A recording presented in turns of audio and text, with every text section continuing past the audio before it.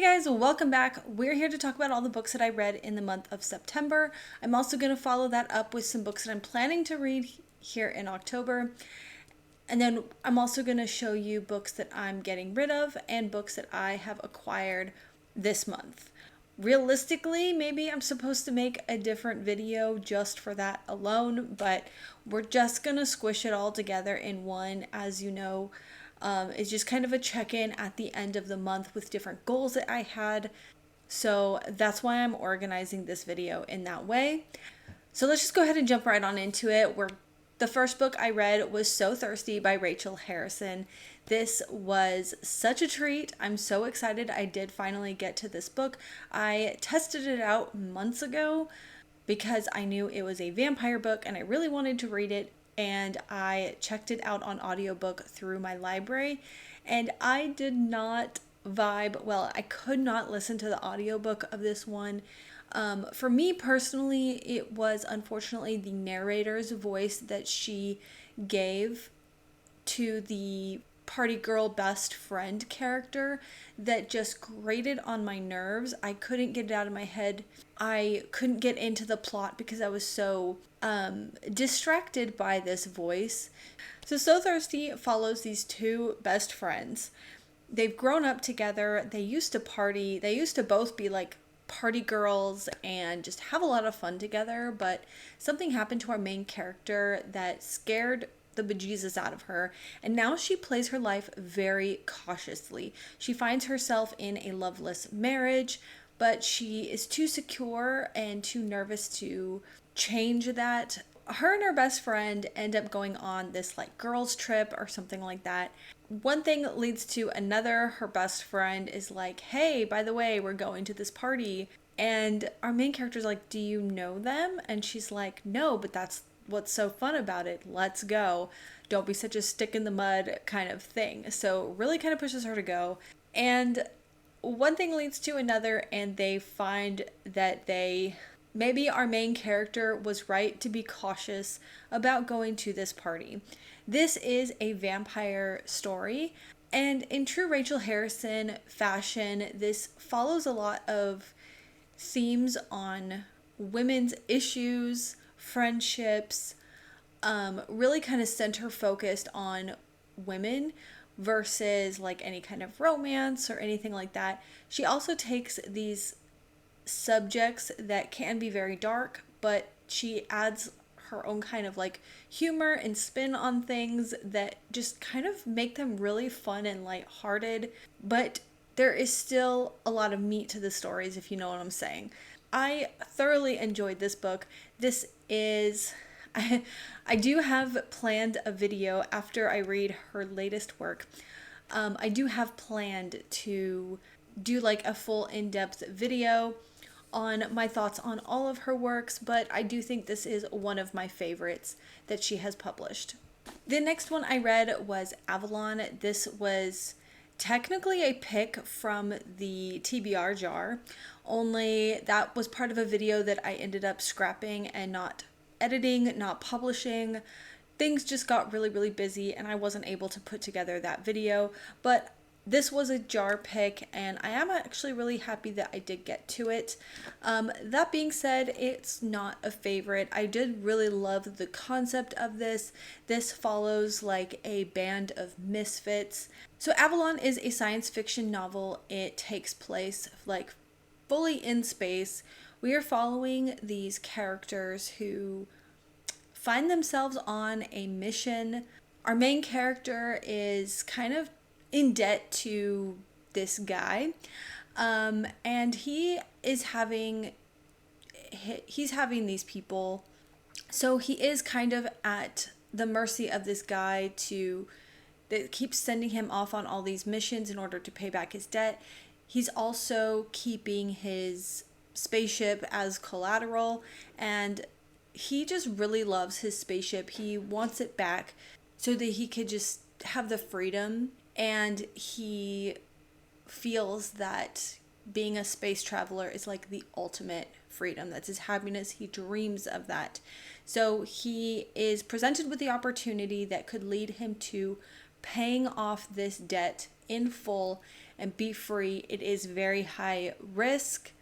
It's high risk, high stakes, but he decides to go ahead and go for it. While on this mission he is sent on, he discovers that there is a lot more sinister thing going on behind the scenes, and I don't really want to say much else. Honestly, I did really like this book. If you are a fan of Firefly Serenity by Joss Whedon, super fun to kind of relive those vibes through this book. It's almost like this would be considered a retelling. It's that close to just so many similarities. So some people might not like that going into it, just being like, oh my gosh, it's like a repeat. I did, in fact, really liked that aspect of it. The issue that I had with it is that it started to feel, there was a lot going on, but there was just something about it that made it seem really long. You know, like I wanted to speed things up. I wanted to be a bit more of a page turner. I feel like it was for the first half, but after that we really started to slow down and drag things out. We could have had a very fast-paced, intense, fun book if we cut this book in half. So that was my really only issue about it, but it's nothing to write home about, but it was just really fun. That being said, this book did make it to the unhaul pile. I don't see myself continuing on with the series. I don't need to keep this book. Okay, the next one I read, I feel like I've talked about this a lot recently because this has actually been featured in quite a few videos coming up that I have not gone out yet. Anyways, we have Gravesite by Charlaine Harris. This is the first in the Harper Connolly series, and this follows a woman and her brother who travel around the United States. See, our main character was struck by lightning, and she was left with this special, uncanny gift to be able to find bodies and see the last moments of their life. But she cannot see what necessarily caused the death. Like if they were murdered, she can't see like who done it, because that would make things too easy, right? She kind of gets their experience, I guess, like that. Like there was somebody who was like pulled under the water, so she could see a mysterious hand or feel this hand that pulled the person under the water, but like she couldn't see their face. I don't know why that works out that way. Anyways, so because of this gift, this injury has also left her with like some tics sometimes that she has, like her leg sometimes doesn't act right. I don't know. So she and her brother Tolliver are traveling around. She has decided to make a business out of this to help support her, and she gets calls to places all over the United States to help them solve these mysteries. A lot of times it is private people who just want closure to see what happened to their loved ones, find missing people. I really enjoyed this book. I thought it was so much fun. I'm definitely continuing on with the series. I think there are 4 books in the series, so there's that. This is the only book in the series that I have the physical copy of. I don't love having mass market paperbacks, and as much as I'm really liking this, I'm not saying that I'm going to go back and read it after I'm done with the series, so I am going to go ahead and add this book to the unhaul pile. Oh, shoot. I forgot to actually... Alright, the next one is Cruel Prince, and I don't know how this one is not popping up in my profile, my Goodreads profile. This technically is a reread.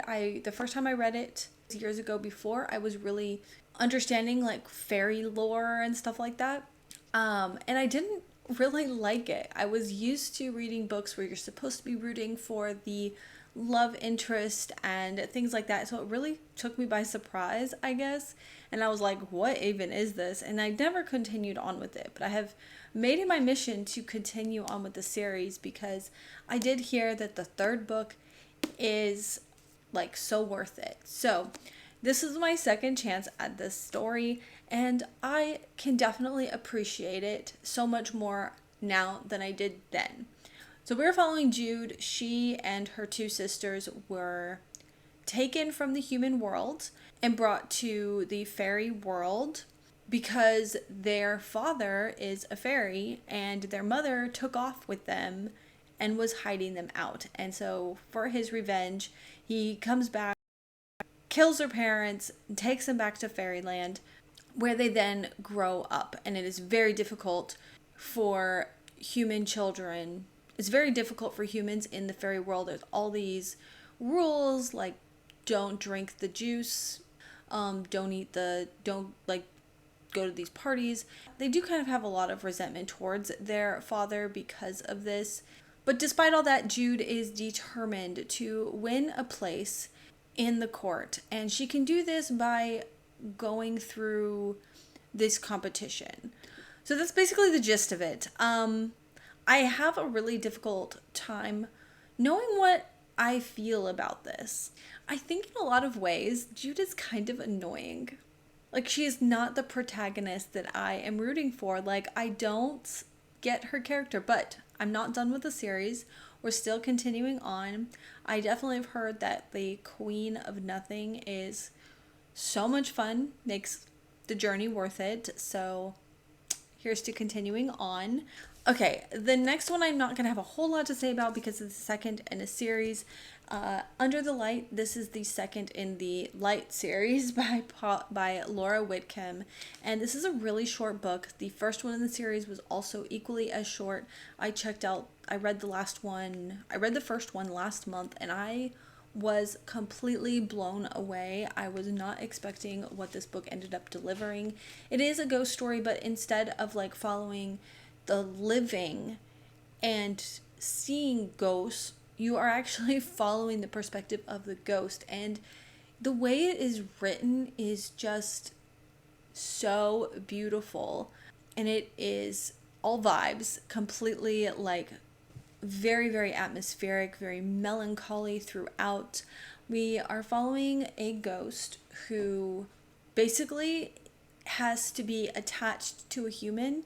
And in our modern day, she's haunting this man who's also a teacher. He's also a writer.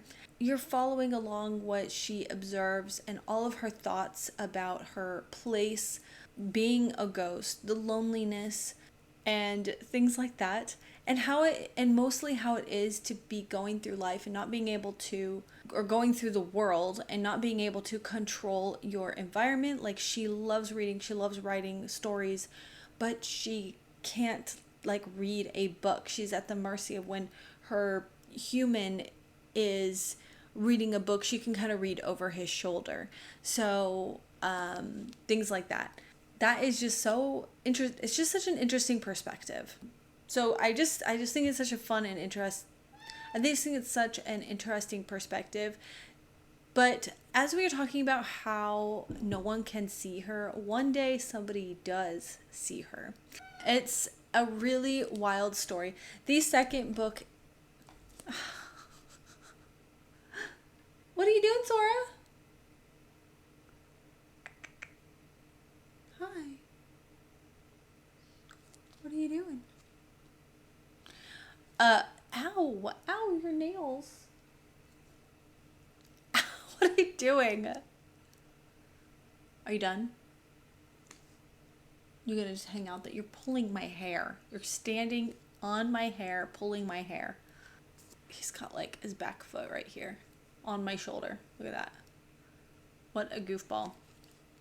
I can't even go into like what the second book is, but it definitely like ow, what are you doing?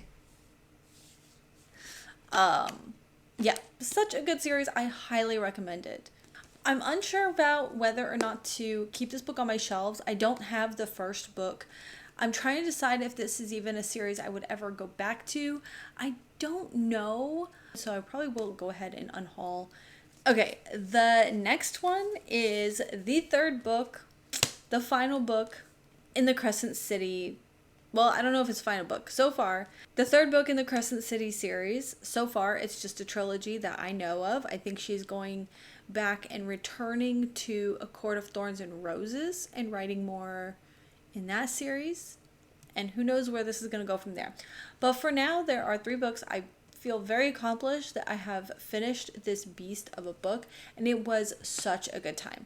I really had been procrastinating on this book because I was really worried about being let down, because the second book I did feel like pretty much let me down, especially when it comes to the characterization of Hunt and Bryce. But they do come back around to being really fun, good characters back in this book, and wow, does this book just throw you some doozies about the plot line and everything else that's going on. So good. Obviously, can't really say much more about that, but just saying, if you're sleeping on this one, go finish reading the series, read this book. Okay, the next one is A History of Wild Places. I literally just finished this book yesterday. This one is another book by Shay Earnshaw. I am going back to some tried and true favorite authors and staying in my lane, reading from favorite authors, and this one was so good. So this actually follows I was kind of confused where it first started out. Okay.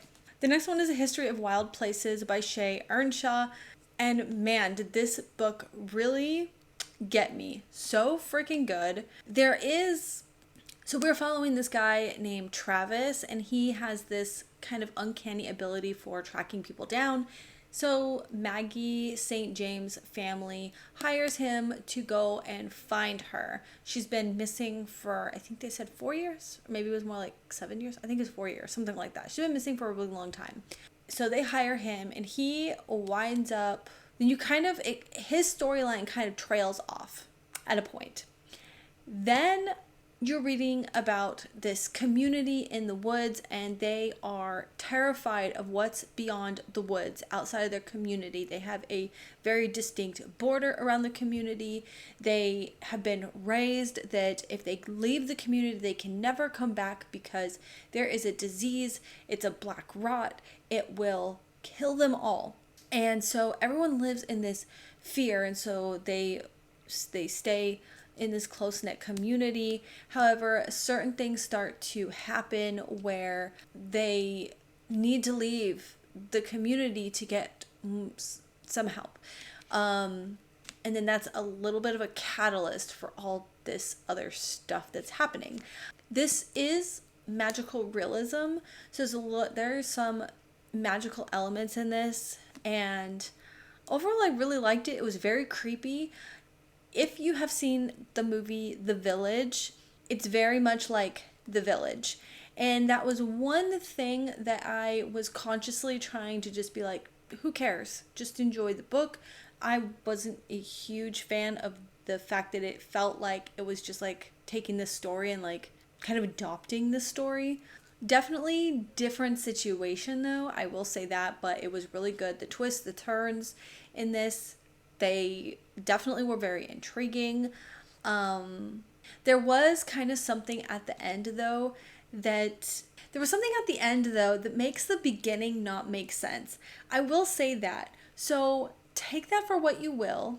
Still enjoy the book, but just know that the end might kind of disappoint. But if you just ignore that, this is still a really fun and good book. I really overall enjoyed it, and I personally can personally overlook some things. Okay, 1, 2, 3. Okay, we have 3 more books to talk about.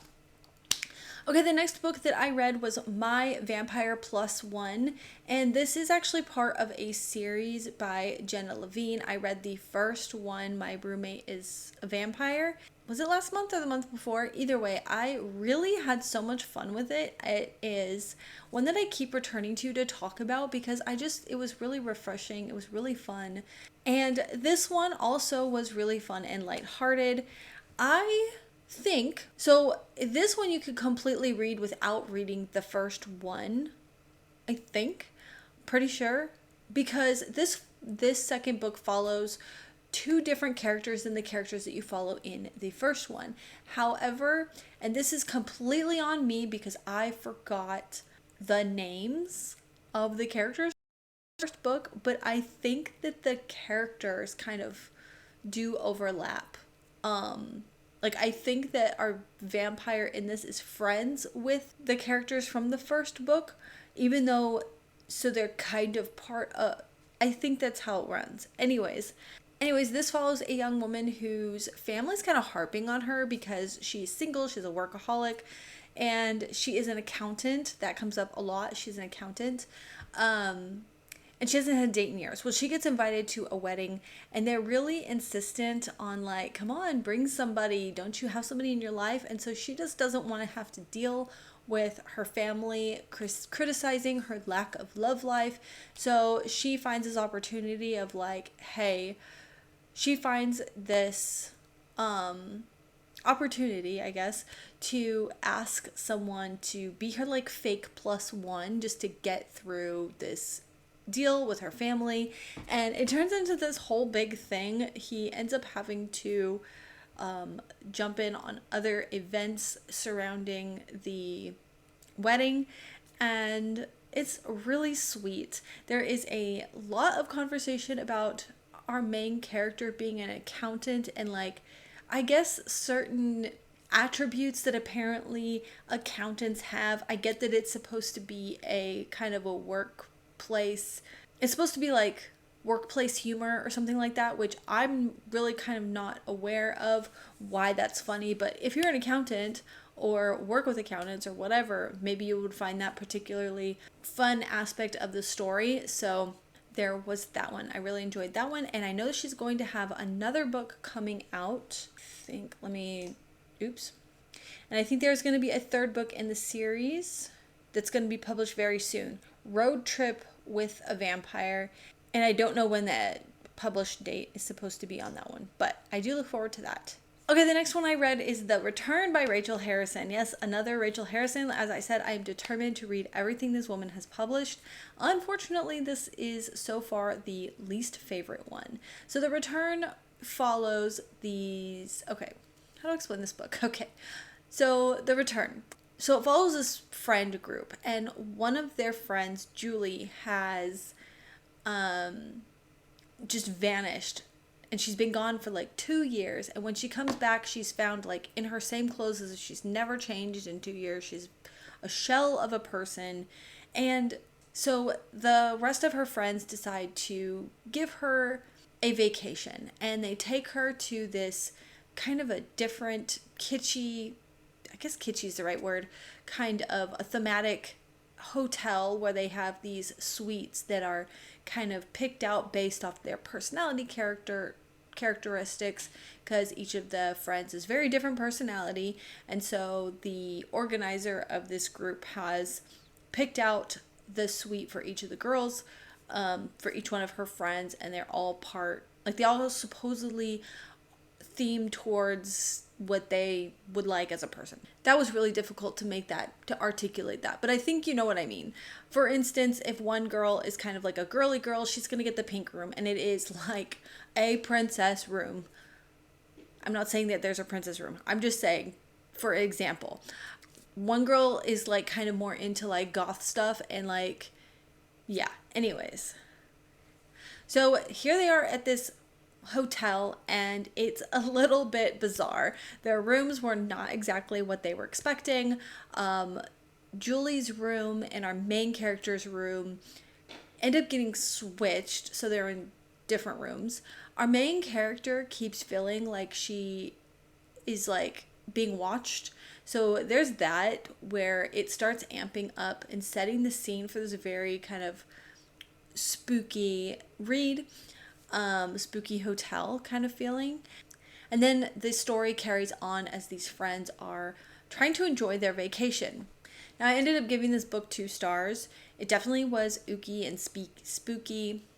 There definitely was the horror elements there, but as far as the rest of the storytelling goes, the development of the characters, the setting, everything else really missed the mark for me big time. I felt like my book, I felt like it was a rough draft. A lot of this was due to the construction of the story. This story unfortunately suffers from some info dumping, which honestly is not a bad thing for me. I don't really necessarily mind info dumping, especially on like depending on what the story is. If you're just really there for the ride, you know what I'm saying? Like, so yeah, that I don't necessarily mind so much. Then they're setting up what the setting looks like, the hotel, and they get very, there's a lot of details on the bedrooms, on the rooms that were selected for the girls, and kind of like who they are and why they would like that thing. I felt like that could have been developed a lot more. Outside of the rooms themselves, the hotel doesn't seem to really come together for me. Like, I can't picture what the hotel is like. I know there's like a dining room. I do feel like there's a little something missing there. And then the characters, as far as like actions and what they're doing, it just kind of feels like a bunch of talking heads.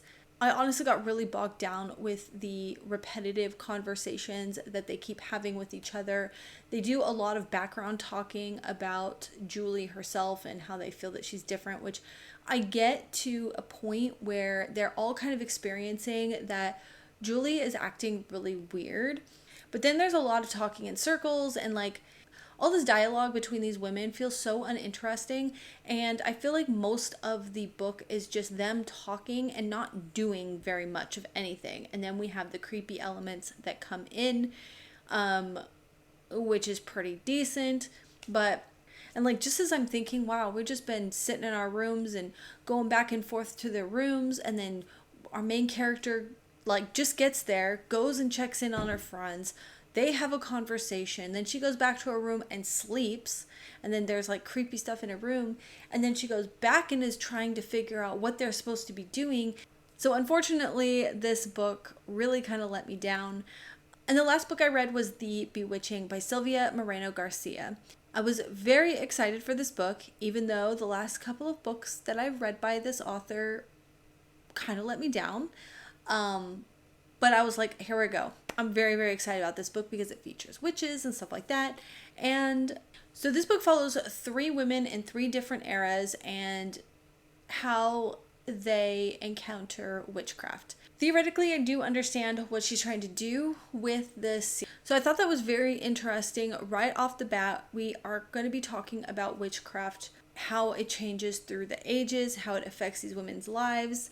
However, I honestly can't remember a whole lot about this book. I feel really bored. I felt really bored. I did feel like I wanted to push through because it's an author that I personally hold in high regard. There's actually some elements that feel a little bit like The Witches of East End, and then there's a bit that feel very much like Discovery of Witches. It feels like other things that I've read, and then our characters are really not that interesting. They did not grab my attention, and I actually had to look this up to see what it's about because none of it was even, it's very forgettable, and that is just very sad. So that is that. Okay, so we need to add Cruel Prince to the list. I need to go back and add that to my Goodreads. The total number of books that I have read for this month is 10 books, and I can't remember the last time I read so many books in 1 month. That's actually really surprising. I didn't realize how much I had ended up reading this month. That brings me to 54 books out of 100 books for the year, and that still puts me 20 books behind schedule. As I said, I'm kind of like making note of this but I'm not like sitting here going like, oh my god, I have to read 20 books in the next 3 months. However, at this rate, yeah, that would be absolutely crazy because I'd have to read 50 books in 3 months. So I'd have to basically read about 15 or more books per month for the next 3 months in order to finish. However, this next month I do have planned to read a bunch of little short books like The Vampire by Polidori, Carmilla. These are very, very short books, basically novellas. I have a couple other horror novellas. Anyways, and some graphic novels. So you never know. I could potentially catch up. We'll see. We'll try. Also, I have a road trip coming up, and my son is old enough to drive, so he's going to be helping with the driving. That means more reading for me. So I guess that brings us into the next portion of this video, where I want to talk about some of the reading plans for October. And October is one of my favorite reading months, just because like it makes so much sense to read all the spooky books, which I will read them all year long, but I just feel like it really, really puts you into the vibes of Halloween and autumn time and spooky time, and which is like my favorite anyways. So I am working on a bigger project for the next 3 months that's like a read it or unhaul it. So I'm going to be reading for that. I have this little cart over here. Why do I do that? I messed it all up, didn't I? Okay, so I have this little cart over here where I have set aside a bunch of spooky time books. I actually did this like beginning of September. So one of them is Blackbird House by Alice Hoffman, and I've already started this book. I am about 42 pages in, but it's really quite short. This is like kind of witchy, magical realism book, I believe. This is like taking me 3 tries, but I'm finally settling into this book, and it's actually really good. I'm enjoying this one. Then I want to read My Best Friend's Exorcism. Like, I have to read this one this month. If I read nothing else, I want to read this one. I would also like to try to read First Frost by Sarah Addison Allen. This actually takes place in the month of October. This author also includes many magical realism elements in her stories, and I just think this is going to be such a perfect time to read this book. Honestly, I was not planning to read this at all, because I thought that this was like a winter reread, because it's literally called First Frost. But then I got to thinking about it, and I was like, you know what? We usually generally have like a First Frost in the month of October.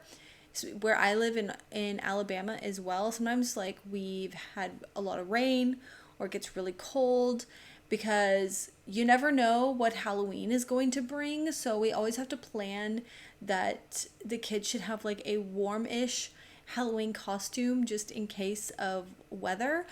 I have set this aside because this is really popular romantasy, and that is One Dark Window by Rachel Gillig, and a lot of people are saying like this is the perfect time to pick this book up. So I thought if I was going to try this book at any time, now would be the best time. So I'm not sure I'm going to make it to this one, but I'm really going to try. If not, I'm going to be sliding it down to read in the month of November. I have also set aside Sandlot by Stephen King. This will be my second Stephen King to give a try to, and I thought if I'm going to like a Stephen King book, I want to try his vampire novel. I also have this series by Paula Morris. We have Ruined, Unbroken, and Dark Souls. This series is like a haunting in Louisiana, and I read the first one, Ruined, many years ago, and I really, really liked it. So I found these over the years, so I wanted to continue on with it. And every time around this time of year, I'm like, I'm gonna read these books, and I have yet gotten around to them. So let this be the magical year that we do it. Okay, now audiobooks. I always check out a bunch of audiobooks. Usually I try to pick out, if I don't have the time to physically read with my eyes, I will try to also check out the audiobooks to listen to while I'm doing some other things. So I do have both audiobooks for the next 2 books in the Mercy Thompson series. So I would like to read these. These are shifter urban fantasy books. They're not exactly spooky season horror novels, but they are fantasy, they are shifters, and it is a series I'm really excited to carry on with. I have also checked out Cirque du Freak audiobook. Of course, I do still have the physical book of this as well. So this follows a boy who goes to a mysterious freak show, and there are vampires. So I actually have read this one a long time ago, but I don't quite remember it, and I would really love to read the series because I do really like it. It has carnivals, freak shows, vampires, definitely my cup of tea. And then I have a bunch of books on my Kobo. As I said, I started the Harper Connolly series, but I don't have the physical book, so I was able to get the ebooks of these. So I would like to continue on with the Harper Connolly series. I have those on my Kobo. I have a nonfiction book called The Vampire Book, and this is just like kind of walks you through vampires throughout history. I briefly started reading it. This is definitely not one I'm expecting to finish by any means during this month. It's just one that I had picked up during this time because of, it's just kind of perfect for this time. I've been thinking about vampires a lot, and I just think that the lore and everything is just so fascinating. Okay, and I also have the next and the final Rachel Harrison book that I need to read in order to read all of her books. No, just kidding. I also got Play Nice by Rachel Harrison, and I think this is the last published work. I say that because, hold on. The last published work that I need to read by this author. Then I will have read everything she's published, except for one book called The Veil, which is only available on Audible as a book to listen to, as an audiobook, which I don't have Audible. I have no need to get Audible. I think that's really sucks because this book actually sounds really good. So I would love to read it, but there's that one. So other than that one, I will have read everything that she's read. So this one is another one like I definitely have to read by the end of the month. We have Bury Our Bones in the Midnight Soil. I really want to read this one so bad. I'm hearing a lot of people say it is so good. It is another vampire story by V. Schwab. Then we have some fun ones. One is Suburban Hell. I'm not going to go through and talk about what any of these about. I'm really not sure. These are definitely horror novels, and I just really want to read them. One is Suburban Hell. The other one is The Halloween Tree. I think this is actually supposed to be quite short. It's also a classic. It's not new by any... Come on, you have to read The Halloween Tree for Halloween. I have not read it. I tried to read it last year, but then after Halloween and I hadn't read it, I just like, okay. Then I want to read Murderland. Okay, you can see there's a carnival. I really want to read that one. Witchcraft for Wayward Girls.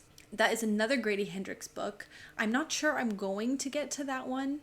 That one probably would fall further back on the Grim Reaper's Guide to Catching a Killer. This looks like it's going to be super fun.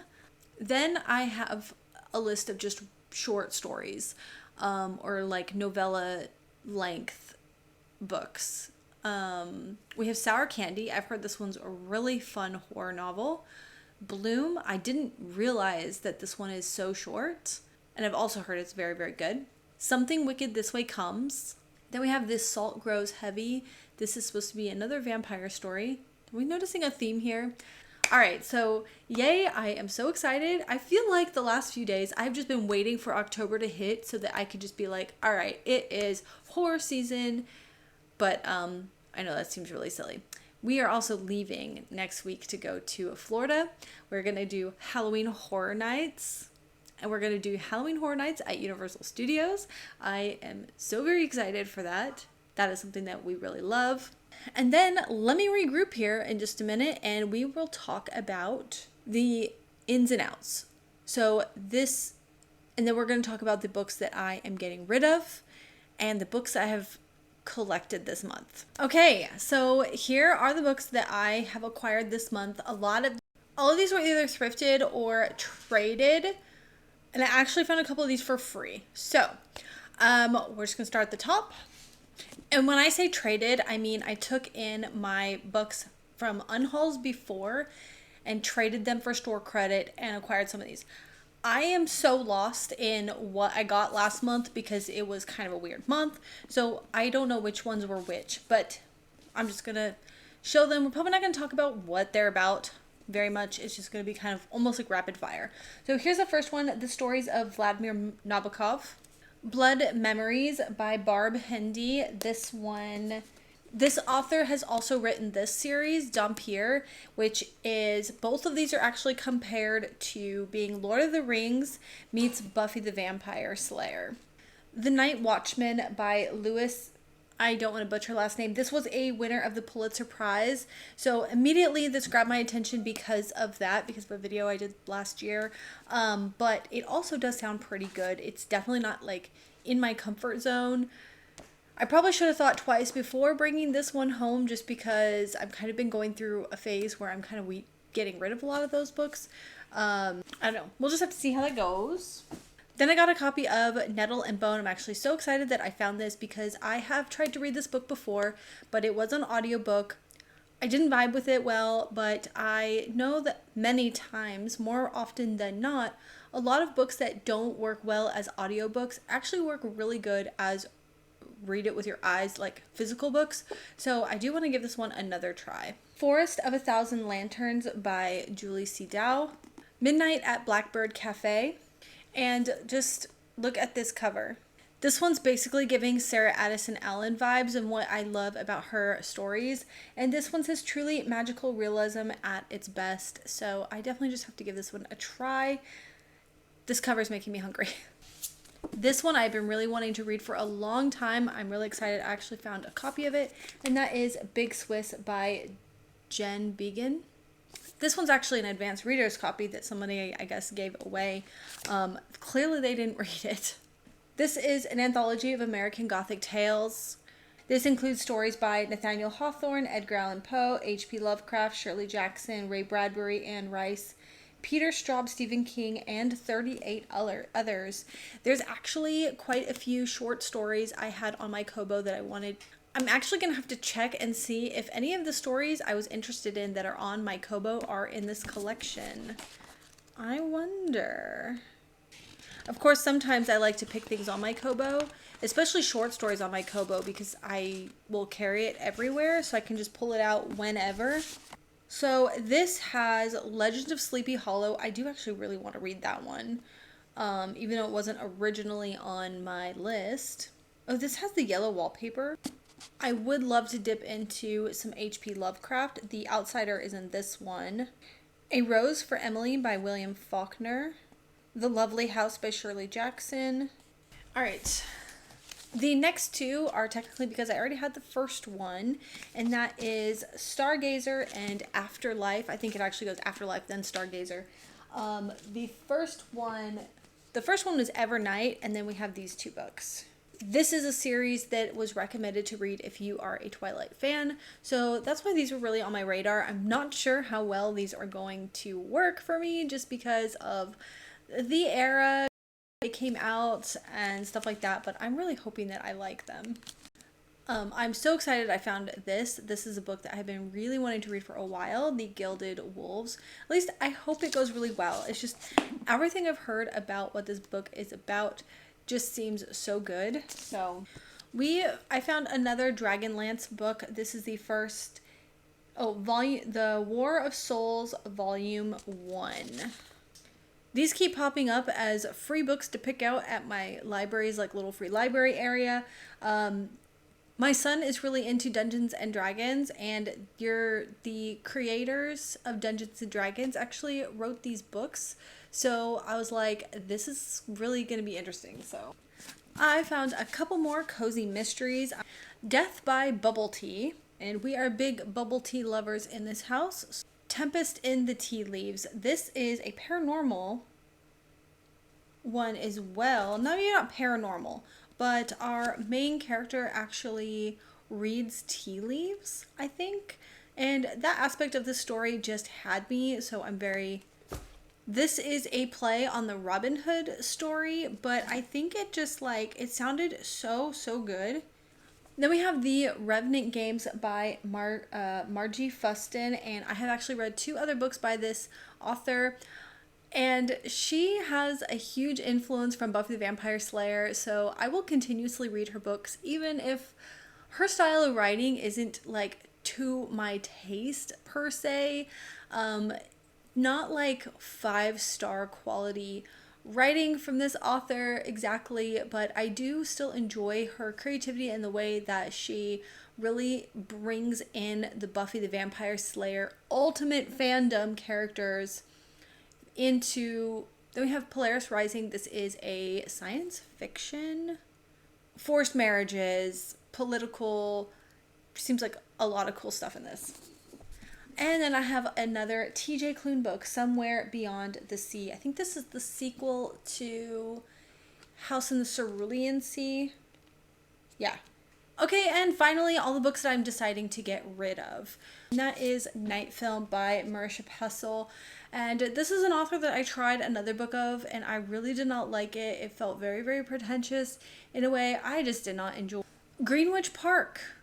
I thought that I would like this one because of the conversations around motherhood. She's a new mom.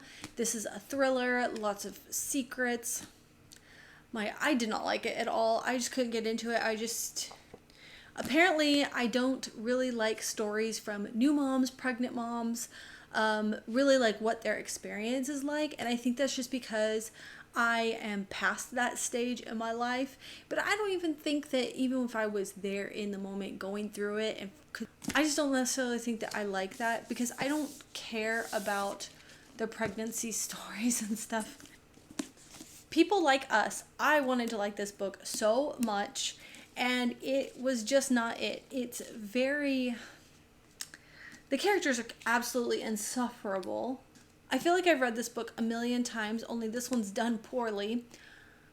It was dark academia, private school kind of thing, and I just feel like everyone had to push out their books when that was trending, and this is a huge problem I see, like, with the cozy fantasy phase. It seemed like so many books were just forced out there, and they were just copycat books of Legends of Lattes. This is like a copycat book of, I don't know, every other dark academia book. Black River Falls, this did have a very captivating concept, and I did really enjoy where it was going to begin with, but I very quickly just lost complete interest in what was supposed to happen next, our characters, so I just DNF'd that one. The Unbreakable Heart of Olivia Denaro. I feel like this one has a really good concept, especially if you really love stories that are about... I think what drew me to this book was the fact that it was taking place in Sicily. I am very much drawn to any kind of stories that take place in Italy and Sicily. That's a part of my heritage that I would really love to get more in tune with, and one of these days I'm going to go to Italy myself, and I just sometimes feel like maybe I could just live vicariously through books. But this was not it. This follows this girl who, in a way, comes into womanhood in a very... Adulthood comes too quickly when the baker's son sets his sights on her. And so I didn't actually get to the point where it explained what happened in this book.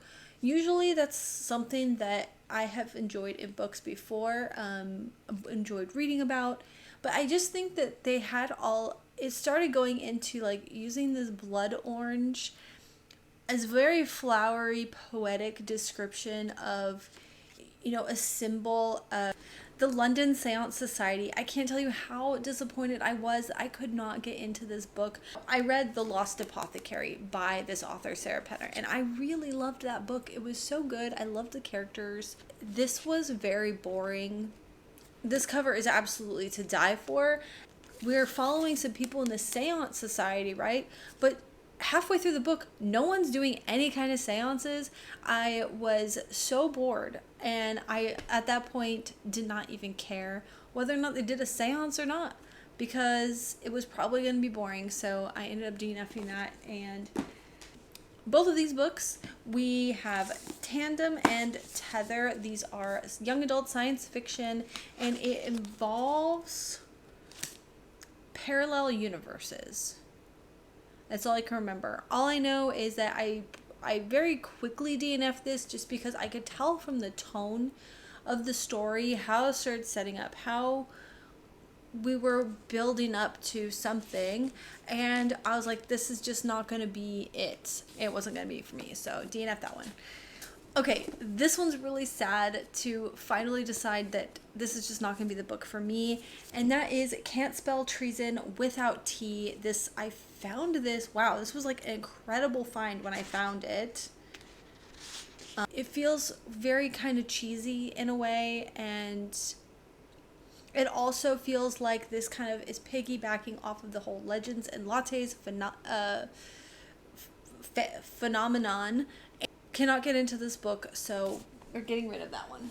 This one was a really quick DNF, The Boatman's Daughter.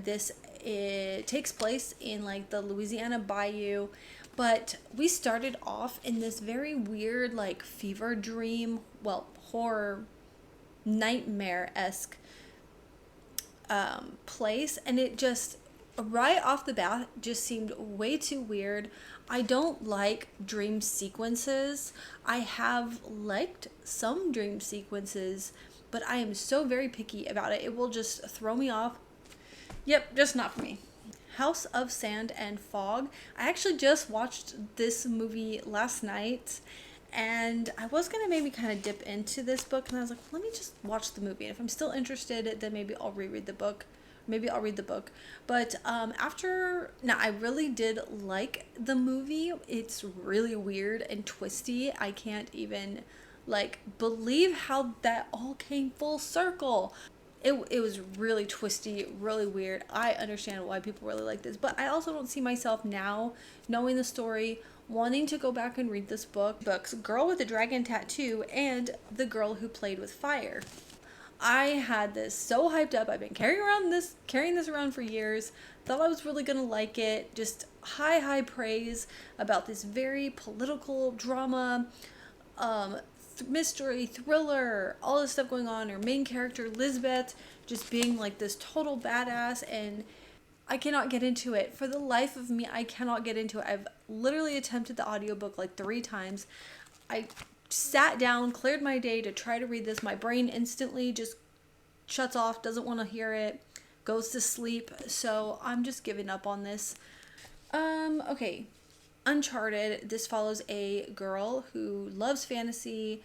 We have a manor house, we have missing people, we have secrets, but at a certain point I think our main character to me felt kind of annoying, so it wasn't really enjoyable reading from her perspective. And then I just kind of quit. I started feeling like the setup was like every other book I ever read. 3 more books, they don't really need any explanation. I'm just not interested in them. And then we have the mass market paperbacks. This one is one we just talked about that I just read. I just don't need to keep it. This is actually a vampire series, but I just don't. And then this series, Barcode Rebellion and Barcode Tattoo, seem like such an interesting series, but I'm just past it. I just don't think I'm gonna. Now I'm actually going to go through my shelves a little bit more and pluck a few more that I'm just over it. All right, we've had a bit of a light change. This is bothering me. Hold on. All right, it's not perfect, but we're going to go with it. So I found quite a few more books that I am ready to go ahead and get rid of. The first one is going to be The Unconsoled by Kazuo Ishiguro. This is just an author that I have really not been enjoying anything by him. I have one last book that I do want to read. It's my last, and that is Clara and the Sun. This one says it's a masterpiece, but The Man from St. Petersburg, I was going to read this because my mom really liked it, and she had picked it out somewhere when she was staying with me last time and read through it while she was here and left it, so that I could read it. And I do remember starting it, and I thought it was pretty decent, but I don't see myself reading it. The Lion Club, just not interested. I can never figure out how to even pronounce the title of this book, but it is Tana French, and I have just really not really cared for hers. This one is really kind of difficult to decide to read. This one, difficult to decide to get rid of because it is recommended to read if you like dark academia. Like, this is on every single list of if you like dark academia, read this book. But this is also like the 3rd in a series, and I did try the first one in the series, and I really didn't like it, and I was like, okay, maybe let me go back and give it another shot just so I can get to this book. But I'm like, that's not a really good reason to like push through on a series, so we're just giving up. Conjure Women, I've had this book for so long and I'm just not going to read. Saturday, this follows a surgeon throughout the mundane day of his Saturday. He's hopeful, looking forward to it until an accident happens, and now he has to preserve the life that is dear to him. I've lost interest. Fated, Love's Not a Choice, It's a Disaster. as fate. He's in charge of assigning the fortunes and misfortunes that befall most of the human race. The Oxford Inheritance. I had been holding on to this book for a long time because I did really like it, and I was holding on to all of my dark academia books. It is not a well-written book, I will admit that, but I still very much enjoyed it. I even like tabbed it up. I left notes in here, but I did even put on my note here. I have a sticky note here, which I'm going to get rid of this book so I don't need sticky notes. I put on my sticky note, sometimes the writing is not great. Foreshadowing is obvious.